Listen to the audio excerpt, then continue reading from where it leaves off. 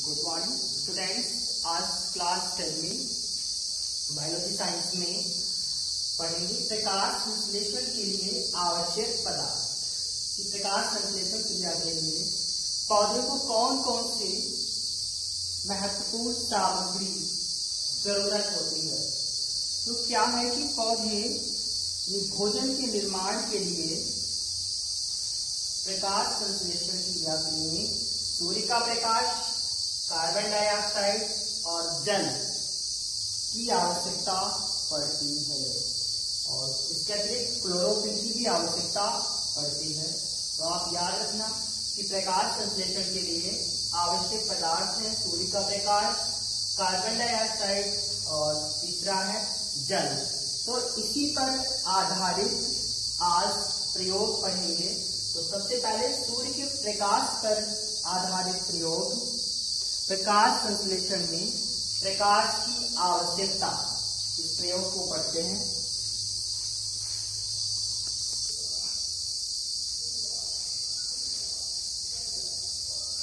पौधे के लिए आवश्यक सामग्री या आवश्यक पदार्थ में से सबसे पहला आवश्यक पदार्थ प्रकाश। तो प्रकाश पर आधारित प्रयोग हम पढ़ते हैं, देखते हैं, समझते हैं प्रयोग के माध्यम से कि पौधे के प्रकाश संश्लेषण के लिए प्रकाश क्यों आवश्यक है। तो पहला प्रयोग है प्रकाश संश्लेषण के लिए प्रकाश आवश्यक है। तो इस प्रयोग को करने के लिए हमें आवश्यक सामग्री कौन कौन सी जरूरत पड़ेगी। देखिए क्या है सामग्री, गमले में लगा पौधा यानी गमले में लगा जीवित पौधा, उसके बाद काला कागज, विलयन और क्लिप। क्लिप की भी जरूरत पड़ती है, आप क्लिप भी लिख लो, क्लिप, ठीक है, क्लिप की भी आवश्यकता पड़ती है। तो अब इसके बाद विधि यानी प्रकाश संश्लेषण के लिए आवश्यक प्रकाश का प्रयोग करने के लिए विधि क्या होगी। तो विधि में देखिए सबसे पहले गमले में लगे पौधे, यानी ये आप चित्र के माध्यम से समझते हैं सबसे पहले कि ये गमले में लगा पौधा है और ये पौधा कैसा है, जीवित पौधा है।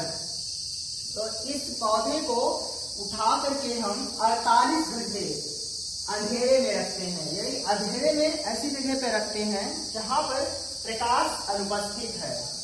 इस पूरे प्रक्रम को उठा करके, यानी सबसे पहले गमले को जीवित पौधा लगा होना चाहिए गमले में, और गमले को उठा करके 48 घंटे के लिए एक अंधेरे स्थान पर रखते हैं। जिससे क्या होता है कि पौधे में जो लगी पत्तियां हैं ये मंड रहित हो जाएंगी, क्योंकि जब हम इनको अंधेरे में रख देंगे तो इनमें मंड की समाप्ति हो जाएगी, अर्थात अंधेरे में इनको प्रकाश नहीं मिलेगा, जिसके कारण मंड का निर्माण नहीं हो पाएगा। तो जब पूरे गमले को उठा करके 48 घंटे के लिए अंधेरे में रख देते हैं तो इससे क्या होता है कि पौधे की पत्तियों में मंड समाप्त हो जाएगा। अब क्या करते हैं कि पौधे की जो पत्तियां हैं, यानी इस पौधे की पत्तियों में कि कुछ पत्तियों में क्या करेंगे, या कुछ पत्तियों की सतहों की सहायता से पत्तियों के ऊपर एक काला कागज या काला पेपर, यानी अब पत्तियों को काले कागज से ढक देते हैं। तो क्या करते हैं कि पौधे को मंड में रखने यानी अंधेरे में रखने के बाद पौधे की कुछ पत्ती को लेकर या एक दो पत्ती को लेकर के उस पर काला कागज लगा करके क्लिप की सहायता से कस देते हैं। जिससे क्या होता है कि ये पत्ती काले कागज से, यानी कुछ पत्ती का कुछ हिस्सा काले कागज से ढक जाता है। और ढकने के बाद इसलिए इसको ढकते हैं ताकि इस वाले हिस्से पर जिस पर काला पेपर या काला कागज लगाया है प्रकाश न पड़े उस पर। फिर इस पूरे प्रक्रम को यानी इस गमले को उठा करके सूर्य के प्रकाश में रख देते हैं, या इस पूरे प्रक्रम को 6 घंटे के लिए धूप में रख देते हैं। यानी 6 घंटे के लिए इस पत्ती को काले कागज से ढकने के बाद इस प्रक्रम को उठा करके 6 घंटे के लिए धूप में रख देते हैं। फिर इसके बाद क्या होता है कि ढकी पत्ती को पौधों से अलग कर लेते हैं। अब ये पत्ती ढकी थी हमने इस गमले में, तो इस पत्ती को क्या करते हैं, इस पौधे से अलग कर लेते हैं और अलग करके ढकी वाली पत्ती को अलग करके क्लोरोफिल रहित करने के लिए, यानी ढकी पत्ती को अलग करके क्लोरोफिल रहित करने के लिए एथिल एल्कोहल में उबालते हैं।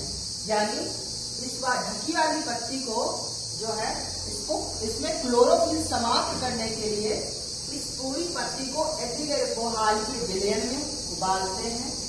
और उबालने के बाद क्या करते हैं कि इस रंगहीन पत्ती को जब हम इसको विलयन में उबालेंगे एथिल एल्कोहल के, तो इसका क्लोरोफिल वर्णहरण समाप्त हो जाएगा, जिससे पत्ती रंगहीन हो जाएगी। और इस रंगहीन पत्ती को आयोडीन के घोल में रख देते हैं। यानी इस पूरी रंगहीन पत्ती को आयोडीन के घोल में, क्योंकि इस पत्ती को उबाल लिया था और ये पत्ती रंगहीन हो गई थी पूरी, और इस पत्ती को आयोडीन के घोल में रख देते हैं, जिससे देखते हैं कि पत्ती का वो भाग जिस पर सूर्य का प्रकाश पड़ता है, यानी पत्ती का वो भाग, क्योंकि यहाँ पर ये काला कागज लगाया था, तो पत्ती का ये हिस्सा और पत्ती का ये हिस्सा, यानी इसी हिस्से में तो सूर्य का प्रकाश पड़ा। जब गमले को सूर्य के प्रकाश में रखा, तो पत्ती का वो हिस्सा जिस पर सूर्य का प्रकाश पड़ता है नीला हो जाता है। यानी वही पत्ती थी जिसको आयोडीन विलयन में रखने के बाद देखते हैं कि पत्ती के जिस हिस्से पर सूर्य का प्रकाश पड़ा वो हिस्सा नीला हो गया, और जिस भाग पर प्रकाश नहीं पड़ता है, और प्रकाश पड़ेगा किस पर नहीं, जिस पर हम लोगों ने काला कागज लगाया था, तो इस वाले हिस्से पर पत्ती के प्रकाश नहीं पड़ेगा और पत्ती का वो भाग रंगहीन हो जाएगा। यानी वो पत्ती का भाग जिस पर प्रकाश नहीं पड़ा, यानी आयोडीन का कोई प्रभाव नहीं पड़ता है, यानी जब जिस पर प्रकाश पड़ा ही नहीं तो उस पर आयोडीन विलयन का कोई प्रभाव नहीं पड़ता है, क्योंकि इसके पहले जो पत्ती को एथिल एल्कोहल में उबाला था, इस पत्ती को तो सारी पत्ती रंगहीन हो गई थी, परंतु जब इस पत्ती को आयोडीन विलयन में रखा तो पत्ती का वो भाग नीला पड़ गया जिस पर सूर्य का प्रकाश पड़ा था, और जिस पर प्रकाश नहीं पड़ा उस पर आयोडीन का कोई प्रभाव नहीं पड़ा।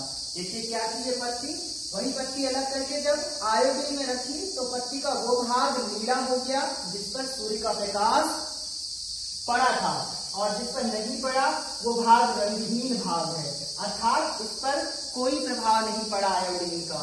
तो इससे ये स्पष्ट हुआ या इससे ये सिद्ध होता है कि जो मंड है, यानी मंड पत्ती की केवल उन्हीं भागों में बनता है जिस पर प्रकाश पड़ता है, यानी पत्ती में मंड उसी भागों में बनता है जिस पर प्रकाश पड़ता है, अर्थात पत्ती के इस सिरे पर और पत्ती के इस तरह सिरे पर प्रकाश पड़ा था, जिसके कारण ये दोनों सिरों पर मंड का निर्माण हुआ, और जिस पर काला कागज लगाया उसमें मंड नहीं बना। अर्थात प्रकाश संश्लेषण क्रिया के लिए प्रकाश की आवश्यकता होती है। तो आप इस पूरे प्रक्रम को अच्छे से समझिए और पढ़िए।